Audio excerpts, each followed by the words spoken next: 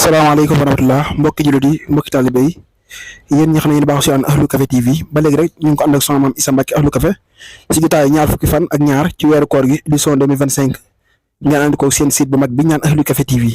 ba léegi rek ngeen gis noonu xale café gi nekk noonu ginnaaw bi nga xamante ne ñi ngi suukar café gi muy ne café gi lépp noppi na waaye nag lu ci des mi ngi nii ñuy suukar ngir fas yéene koo def ci machine bi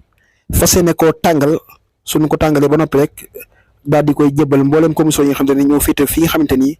moo di kër Sëñ Tuubaa bi nga xam ne ni moo jàkkaarloo jumaa ji nga gis noonu jëriñ Masamba nekk noonu ci li nga xam ne moo di suukarum café gi macha allah mu tamit ñu koy jaajëfal baax ci liggéey bu am solo bi nga xamante ni ñoom waa café gi ñu ngi koy jàppale sang bu tedd bi ñu naan soxna maam Issa Mbacke Ahlu Café fii ci résidence Xaadimu Rasuul gis noonu ñuy suukar café gi waaye nag café gi rek buñ ko suukaree ba dañ koy daal di def ci machine bi daal di koy tàngal ci tàngi rek jëriñ Sëñ Daam Café moom yéen ko ci kaw machine bi bu ko defee rek moom da koy def ci li nga xamante ni moo di cafetière ak barigo yi ngir mën ko yóbbu ci commission yi nga xamante ni ñoo ne fi nga xam ne moo di kër Sëñ Tuubaa bi nga xamante ni moo jàkkaaroo jumaa ji ñu jaajëfal baax Sëñ Daam Café ak mboolem personnel bu mu àndal waaye ba léegi rek ngeen teraanga yi am solo yëpp rek dara tax ko koy jug lu dul multi Sëriñ Bamba yi ngeen gis noonu bisaab yeeg ginaar yeeg soos yeeg lépp rek multi Sëriñ Bamba ñoo ko tax a jug kon ñu ngi jaajëfal baax soxna maam Issa Mbacke Ahlu Café ci initiative bu am solo bi nga xamante ni mi ngi koy liggéeyal maamam Serigne Touba jaare ko ci jaamu yàlla yi ngeen si noonu rek waa Ahlu Café paie ñoom itam ñu nekk noonu dagg mburu yi ak di ko diw suñ ko daggee diw ko nag daal di koy mën a dogg ko mën a yóbbu ci li nga xamante ni moo di lal yi di jaajëfal baax soxna Ndey Kanté ak mboolem personnel bi nga xamante ni ñoom lañ àndal ci liggéeyal Serigne Touba boobu waaye nag ànd ko soxna maam Issa Mbacke Ahlu Café fii ci résidence Xaadimu Rasuul bi nga xamante ni moo jàkkaaroo jumaa ji ngeen gis rek ñu ngi dagg waaye nag ñii ngi diw macha allah ñu jaajëfal baax mboolem personnel bi nga xamante ni ñoo féete ci dagg bi ak diw gi yëpp rek ñu ngi lay jaajëfal baax a baax waaye ba léegi comme ni ñu ko baaxoo amal saa su ne soxna May Bousso nekk noonu waaye fekk soxna maam Jaara Mbacke soxna May Bousso di jëwriñ daayira Ashaabul Jannati waaye soxna maam Jaara Mbacke di yaay faalu soxna maam Issa Mbacke Ahlu Café soxna Fat Diagne nekk noonu di yaay faal yi taarikal la nga xam ne jëwriñ nañ ci Ahlu Café Touba yokk ba buñ ko waxee rek xëy lépp dem si jumaay Touba ji nga xamante ni yokk yi lu ko taxoon a jóg mooy soorol yi xam ne Cheikh Sidi Mokhtar Mbacke moo ko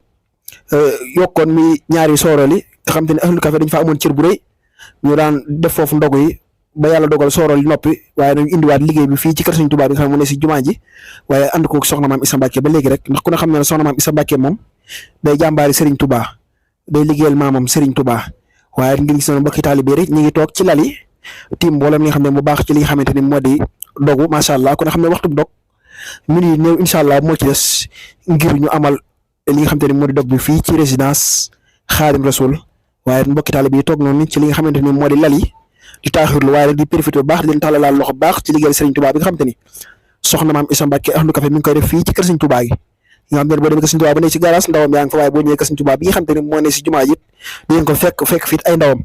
macha allah ñu ko jàppal baax ci liggéey bi kon képp nga xamante ne am nga suukar saako suukar wala lépp li nga xamante ni rek baax na ci liggéeyal Serigne Touba bi rek ñu leen si tàllal loxo bu baax a baax a baax nga gis noonu sécurité yi ba léegi rek nekk noonu ndax ku ne xam ne ne moom liggéey bi moom saa su ne comme ni nga ko waxee rek ñëpp rek ku ne xam nga la war te it sa waxtu bu liggéey bi jotee da nga dem si commission bi nga xam ne ci nga bokk ngir matériel yi nga xamante ni moom la sas ci liggéey bi macha allah nga gis noonu sécurité yeeg serviteurs yeeg ñëpp rek ku ne ñu ngi seen waar waaw kon ñu ngi leen jaajëfal baax a baax a baax waaye nag nga gis nutaal bu am solo boobu soxna maam Issa Mbacke Ahlu Café bintum Serigne Modou Fatou Khari Serigne Modou Fatou Khari Serigne Massamba laal yoon di desee de sar sara jàmbaari soxna maam Jaara Bousso ñu ngi koy jaajëfal baax ci liggéey bu am solo bi nga xam te ni mi ngi koy def fii ci kër Serigne Touba gi waaye laal yi nekk noonu waaye nag sécurité yi nekk noonu ngir barrière rek macha allah ngeen dara ngir bañ liggéey bi débordé macha allah ñu leen jaajëfal baax waaye mu mel ni waxtu bu dog jot na ngeen dégg noonu jumaa ji sone macha allah yàlla wax na rek mbokk yi wéy leen di seetaan seen site bi Ahlu Café TV mbokk yi boo seetaanee ñu ngi lay ñaan nga abonné commentaire ngir nga dool ñu sens di leen jaajëfal baax ci initiative bi nga am solo bi nga xam ne yéen a ko ànd ak Ahlu Café